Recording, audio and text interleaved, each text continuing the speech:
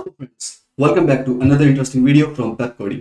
आज की इस वीडियो में हम एक बहुत इंटरेस्टिंग केस स्टडी के बारे में बात करने वाले हैं और ये केस स्टडी होने वाली है लिंक्डइन के बारे में। लिंक्डइन के बारे में इस केस स्टडी में हम देखेंगे कि किस तरह से बिग डेटा का इस्तेमाल किया जा सकता है सोशल मीडिया को फ्यूल करने में। फटाफट से एक क्विक बैकग्राउंड देख लेते हैं। ओके, सो लिंक्डइन क्या है? ये दुनिया का सबसे बड़ा प्रोफेशनल नेटवर्क है। जैसे सोशल मीडिया होता है वैसे एक प्रोफेशनल मीडिया। बेसिकली लिंक्डइन का कोर आइडिया था कि वो एक तरह का प्रोफेशनल मीडिया क्रिएट कर सके और उसी आइडिया को इम्प्लीमेंट करते हुए लिंक्डइन ने एक बहुत ही फेमस और वर्ल्ड का सबसे बड़ा नेटवर्क क्रिएट किया जिसे ऑनलाइन प्रोफेशनल नेटवर्क भी कहते हैं। यहाँ पर 410 मिलियन से ज्यादा मेंबर्स अवेलेबल हैं जो कि पूरी दुनिया में 200 से ज्यादा कंट्रीज में स्प्रेडेड है। इसको लॉन्च रेड हॉफमैन ने किया था 2003 में, जिससे ये भी साबित होता है कि जो लिंक्डइन है वो one of the oldest social media network site है। ओके, सो बैकग्राउंड इतना था। इसके बारे में बात करते हैं हम प्रॉब्लम के बारे में, क्योंकि बेसिकली हमारी केस स्टडी बिग डेटा के ऊपर है। तो आज बात कर लेते हैं उस प्रॉब्लम के बारे में जो बिग डेटा ने सॉल्व करी लिंक्डइन के लिए। सबसे पहले जो सोशल मीडिया साइट्स होती है उस पर जो कंटेंट चल रहा होता है, वो कोई कंटेंट आज हॉट है बहुत, कोई कंटेंट आज ऐसा है जो आज बहुत चल रहा है, फेम में चल रहा है, पर जरूरी नहीं है वही कंटेंट कल भी लोग देखना पसंद करेंगे। So social medias are ever changing, ये हमेशा चेंज होते रहते हैं। इसीलिए हमें भी ये चेंजेस को मेंटेन करना आना चाहिए। हमारी वेबसाइट्स को पता होना चाहिए कि किस तरह से अपडेटेड कंटेंट को मेंटेन किया जा सके। पहली प्रॉब्लम। दूसरा, लिंक्डइन चाहता था कि वो इंश्योर कर सके कि जो साइट है वो हमेशा प्रोफेशनल्स के लिए मेंटेन रहे। ये नॉर्मल सोशल मीडिया साइट की तरह अनप्रोफेशनल चीजों पे वर्क ना करे। यहाँ पर ज्यादा से ज्यादा प्रोफेशनल वर्क को प्रमोट किया जा सके। और लिंक्डइन यूजर्स को हेल्प करना चाहता था कि भले ही वो उनका प्रीमियम सब्सक्रिप्शन खरीदे या ना खरीदे, वो फिर भी एक बेटर तरीके से लिंक्डइन को यूज कर सके। तो अब बात कर लेते हैं बिग डेटा के बारे में कि बिग डेटा इन प्रैक्टिस कैसे यूज किया जाता है लिंक्डइन में। लिंक्डइन यूजर्स की एक्टिविटीज को ट्रैक करता है। यूजर एक्टिविटीज क्या हो सकती है? जैसे क्लिक करना, पोस्ट को लाइक करना, पोस्ट पे कमेंट करना, किसी पोस्ट को बार बार देखना, बार बार किसी साइट को सर्च करना, बार बार जॉब पोस्ट को खोलना। इस तरह की बहुत सारी यूजर की एक्टिविटीज होती हैं जिसे लिंक्डइन ने ट्रैक किया ताकि वो बिग डेटा को अच्छे से समझ सके।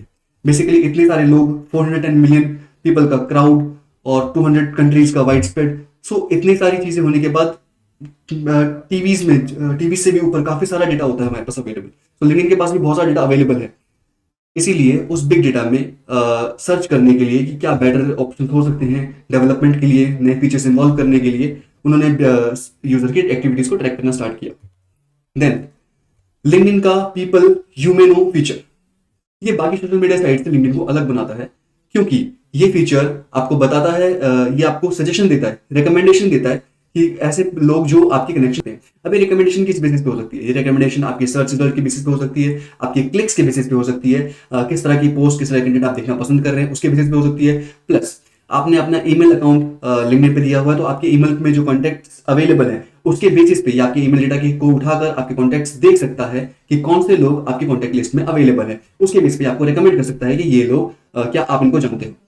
इसके अलावा लिंक्डइन आपको रिकमेंडेशन भेजने के लिए आपके ऑर्गेनाइजेशन वेबसाइट उठा सकता है कि आप जिस ऑर्गेनाइजेशन में काम करते हो क्या उसी ऑर्गेनाइजेशन में दूसरे लोग काम करते हैं, या फिर ये आपको ग्रुपिफाई कर सकता है उन लोगों के आपकी सर्च की बेसिस पे कि जिस तरह कंटेंट पे आप ज्यादा लाइक कर रहे हो क्या उसी तरह कंटेंट किसी और को भी पसंद आ रहा है। लेट्स से मैं मशीन लर्निंग के कंटेंट पे बहुत ज्यादा लाइक्स कर रहा हूँ, तो ये मुझे सजेशन दे सकता है ऐसे लोगों के बारे में जो भी मशीन लर्निंग के फील्ड में अच्छा काम कर रहे हो, लाइक। और इसके सजेशन आ सकते हैं प्रोफाइल व्यूज के बेस पे। इसके साथ साथ लिंक्डइन एक फीचर और देता है who has viewed your profile का फीचर। ये एक बहुत इंटरेस्टिंग फीचर है जो लिंक्डइन को बाकी सोशल मीडिया साइट से अलग बनाता है, क्योंकि यहाँ पर आप देख सकते हो कि आपकी प्रोफाइल को किसने देखा है। और क्योंकि ये एक प्रोफेशनल साइट है, हर कोई चाहता है कि उसकी वेबसाइट किसने देखी, इसकी इन्फॉर्मेशन उसको मिले। बेसिकली ये हमारे अंदर एक क्यूरियोसिटी क्रिएट करता है जिससे लोग लिंक्डइन की तरफ ज्यादा शिफ्ट हो सकते हैं। अब बात कर लेते हैं स्ट्रीम प्रोसेसिंग टेक्नोलॉजी के बारे में। स्ट्रीम प्रोसेसिंग टेक्नोलॉजी बेसिकली ये श्योर करती है कि जो कंटेंट है वो अप टू डेट होना चाहिए। ये टेक्नोलॉजी रिस्पॉन्सिबल है जो लिंक्डइन की एनालिटिक्स वगैरह के कामों को भी स्पीड अप करती है। बेसिकली लिंक्डइन ऐसा नहीं करता कि वो अपने डेटाबेस में सारा डेटा उठा के स्टोर कराएगा, उसके बाद उसको एनालाइज करेगा या उसके बाद उससे इन्फॉर्मेशन फैच कराएगा। ये काम ऑन द फ्लाई हो रहा होता है। बेसिकली जहां पर वो डेटा अवेलेबल है वो डेटा वहीं से उठाता है, ऑन द फ्लाई एनालाइज कर रहा होता है और उसको यूज कर रहा होता है। तो stream processing technology basically LinkedIn की वर्किंग को और अपडेट सिस्टम को और भी ज्यादा फास्ट बनाती है। इसका मतलब ये कि जो पोस्ट आपने रिसेंटली अभी पोस्ट किया है वही आपको पहले दिखेगा। बेसिकली लिंक्डइन कोशिश करता है कि हर बार जब भी आपकी वेबसाइट खुल दे आपके पास कुछ नए पोस्ट अवेलेबल हो, बार बार वो रिपीटेड कंटेंट ना शो हो। इसके बाद मूव करते हैं अगले क्वेश्चन की तरफ, जो है what are the results. Okay, so इतना सब कुछ करने के बाद लिंक्डइन ने बेसिकली क्या रिजल्ट जनरेट किए। सबसे पहला रिजल्ट उसके रेवेन्यू के टर्म्स में, बेसिकली पहला है पेड रिक्रूटमेंट। बेसिकली ये आपको यहाँ पर सारे प्रोफेशनल लोग अवेलेबल है, तो ये रिक्रूटर्स को एक चांस देता है कि यहाँ पर आपको आपके एम्प्लॉयज मिल सकते हैं, तो आपके रिक्रूटमेंट में हेल्प करेगा। बेसिकली रिक्रूटर्स यहाँ पे काफी सारे पेड रिक्रूटर भी होते हैं लोगों को रिक्रूट करने के लिए। इसके बाद हमारा अगला पॉइंट आता है पेड मेंबरशिप के बारे में। इनफैक्ट मैं यहाँ लिख भी देता हूँ, paid recruitment and paid membership, ये हमारा दूसरा पॉइंट है। इनफैक्ट हम इस रिक्रूटमेंट को रिक्रूटमेंट सर्विस लिख सकते हैं। बेसिकली जो लिंक्डइन है वो रिक्रूटमेंट सर्विस प्रोवाइड करता है, ये यूजर को पेड मेंबरशिप देता है। पेड मेंबर्स यूजर को स्पेशल फीचर्स मिलते हैं, जैसे who has viewed your profile. अगर आप पेड नहीं है तो आपको इतना बताएगा कि वो प्रोफाइल किसने देखी और किस ऑर्गेनाइजेशन से बिलोंग करता है। लेकिन अगर आपने पेड मेंबरशिप ले रखी है तो आपको और भी ज्यादा इन्फॉर्मेशन मिलेगी कि जिस पर्सन ने आपकी प्रोफाइल व्यू करी है वो किस ऑर्गेनाइजेशन से है, वो क्या काम करता है, उसके प्रोफाइल सर्चेस क्या है, और इसके अलावा और भी बहुत सारे ऑप्शंस अवेलेबल हो जाते हैं अगर आपने पेड मेंबरशिप ले रखी है। और थर्ड पॉइंट है हमारा एडवर्टाइजिंग का। बिकॉज ये एक तरह का सोशल मीडिया है तो यहाँ पर बहुत सारे लोग अवेलेबल हैं, अलग अलग तरह के जेंडर्स पसंद करने वाले लोग अवेलेबल है, तो यहाँ पर आप अलग अलग वैरायटी के कंटेंट्स को भी डाल सकते हो। तो बेसिकली लिंक्डइन एडवर्टाइजिंग से भी अपना रेवेन्यू जनरेट करता है। तो ये 3 पॉइंट थे रेवेन्यू के टर्म्स में। बेसिकली अगर हम रिजल्ट्स की बात कर रहे हैं कि लिंक्डइन ने क्या क्या रिजल्ट्स जनरेट किए अपने बिग डेटा एनालिटिक्स का यूज करके, तो पहला हमारा पॉइंट रेवेन्यू के टर्म्स में ये 3 पॉइंट थे कि उसने सर्विसेज की बेस पे वो रेवेन्यू जनरेट करते हैं, मेंबरशिप की बेस पे करते हैं, एडवर्टाइजमेंट की बेस पे करते हैं। नेक्स्ट देखते हैं हम अगला पॉइंट क्या है in terms of members. In terms of member अगर बात करें तो लिंक्डइन के पास इस समय मोर देन 140 मेंबर्स हैं और ये रैपिडली ग्रो कर रहे हैं। तो बेसिकली इसका जो कनेक्शन नेटवर्क स्ट्रांग हो रहा है। जितना ज्यादा स्ट्रांग नेटवर्क होगा, जितने ज्यादा लोग अवेलेबल होंगे, उतना अच्छा इन्हें एडवर्टाइजिंग कंपनी से भी ऑफर मिलता रहेगा। इसके बाद हम बात करते हैं अगले क्वेश्चन के बारे में कि इतना सब करने के लिए इनके पास जो डेटा आया वो किस तरह का था, कहां से आया, डेटा इन्होंने यूज कैसे किया। Likes, shares and comments. Okay, तो सबसे पहली बात ये कि वो डेटा किस तरह से स्टोर करता है। जिस पोस्ट पे सबसे ज्यादा लाइक्स आ रहे हैं, सबसे ज्यादा कमेंट्स आ रहे हैं, सबसे ज्यादा शेयर्स आ रहे हैं, जो बहुत फ्रिक्वेंटली लाइक, शेयर्स या कमेंट्स रिसीव कर रहे हैं, ऐसे पोस्ट को अलग करना और उनको एनालाइज करना कि क्या इस पोस्ट में कुछ ऐसी इंफॉर्मेशन है या फिर ये आर्टिकल भी हो सकता है, क्या इस आर्टिकल में ऐसी इंफॉर्मेशन है जिसकी तरफ लोग ज्यादा डाइवर्ट हो रहे हैं। अगर हो रहे हैं तो क्या ये एक नई टेक्नोलॉजी के बारे में हो सकता है या किसी और चीज से रिलेटेड। तो इस तरह से उन कंटेंट्स को एनालाइज करना जिस पर बहुत ज्यादा लाइक्स, शेयर और कमेंट्स अवेलेबल। दूसरा पॉइंट है clicks, page views and photos, posts. Clicks basically वही बात है जहां पर बहुत ज्यादा क्लिक्स हो रहे हैं, ऐसे लिंक्स जिसे बहुत ज्यादा क्लिक किया जा रहा है, या ऐसे पेजेस जिनका पेज व्यू बहुत ज्यादा बढ़ जा रहा है, या ऐसे पोस्ट जिनका पोस्ट व्यू बहुत ज्यादा अवेलेबल है, तो ऐसी पोस्ट को एनालाइज करना।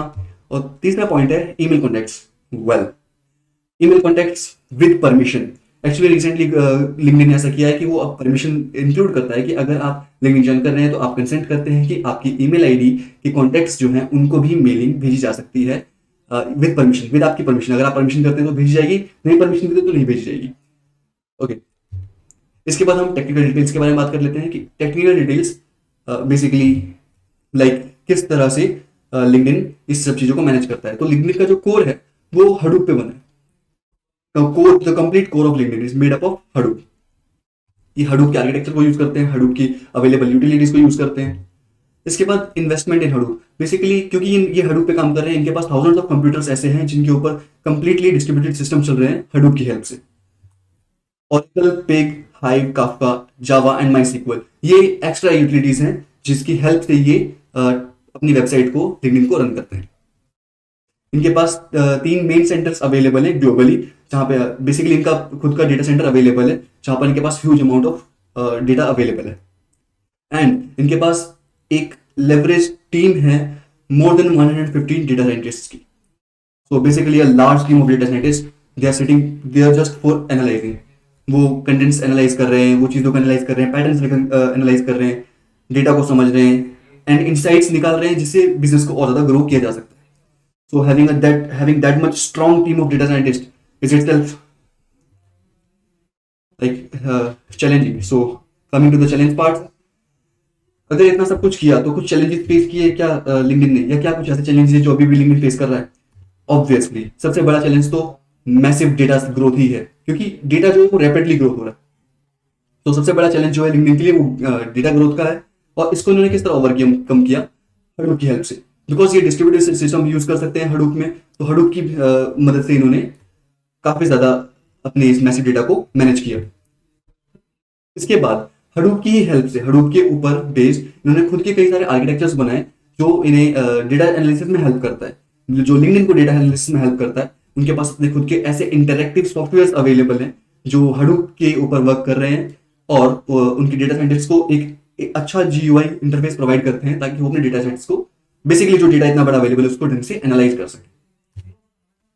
ओके, इन्होंने एक डिसीजन और लिया, रीऑर्गेनाइजिंग डेटा साइंस टीम्स।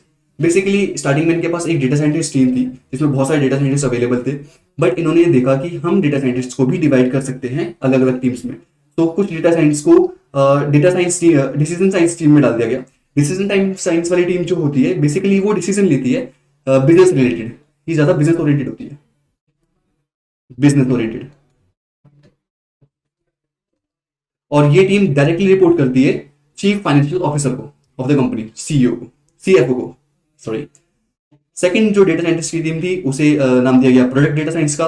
ये प्रोडक्ट के फीचर्स को एनहांस करने में काम करती है। ये स्टडी करती है किस तरह से प्रोडक्ट के फीचर्स को और ज्यादा एंड बढ़ाया जा सकता है और ज्यादा अपग्रेड किया जा सकता है। और ये टीम डाल दी गई इंजीनियरिंग डिवीजन के अंदर। सो इस तरह से उन्होंने अपने डेटा साइंस टीम को भी डिवाइड किया और अलग अलग टारगेट्स को, अलग अलग बेसिकली अलग अलग टास्क को टारगेट किया। So this is the section जहां पे हम बात करने वाले हैं कि इस पूरे डिस्कशन से हमारी की लर्निंग्स क्या थी। ओके, तो सबसे पहले लिंक्डइन एक one of the oldest social media site है, इसके बाद भी still growing, still strongly growing. Okay, so ये हमें बताता है कि किस तरह से इसकी कंसिस्टेंसी की वजह से जो इसकी डेटा साइंस टीम है या बिग डेटा की हेल्प से ये अभी भी ग्रो कर पा रहा है। सो ये एक एडवांटेज है बिग डेटा का। लिंक्डइन एक एग्जांपल सेट करता है बिग डेटा के बारे में कि बिग डेटा का यूज करके हम किस तरह से ग्रोथ को मेंटेन कर सकते हैं। और इनकी जो एबिलिटी है रिकमेंडेशन करने की, बेसिकली जहां पर मशीन लर्निंग भी यूज हो रहा है, सो इनकी जो रिकमेंडेशन एबिलिटी है वो इतनी अच्छी है कि एक्सी एंड एयरबीएनबी जैसी कंपनीज भी इनकी रिकमेंडेशन सिस्टम को यूज करते हैं। फाइनली ये एक एग्जांपल प्रोवाइड करते हैं कि किस तरह से डेटा की ट्रांसपेरेंसी मेंटेन करनी चाहिए। बेसिकली रिसेंटली क्या हुआ था कि लिंक्डइन के थ्रू कुछ लोगों के ईमेल कॉन्टेक्ट्स को मैसेजेस गए थे, जिसकी वजह से लिंक्डइन के ऊपर शायद कुछ केस वगैरह फाइल हुए और अभी भी वो उस चीजों से डील कर रहा है।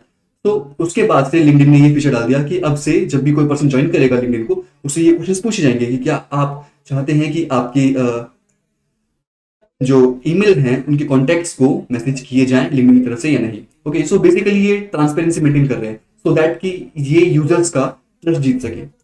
So this was all about this discussion today. I hope आपको सभी की टर्म्स समझ में आए एंड आपको एक इंसाइट मिला कि किस तरह से लिंक्डइन ने बिग डेटा का यूज किया अपने बिजनेस को और ज्यादा लेवरेज करने में। Thank you all, have a good day.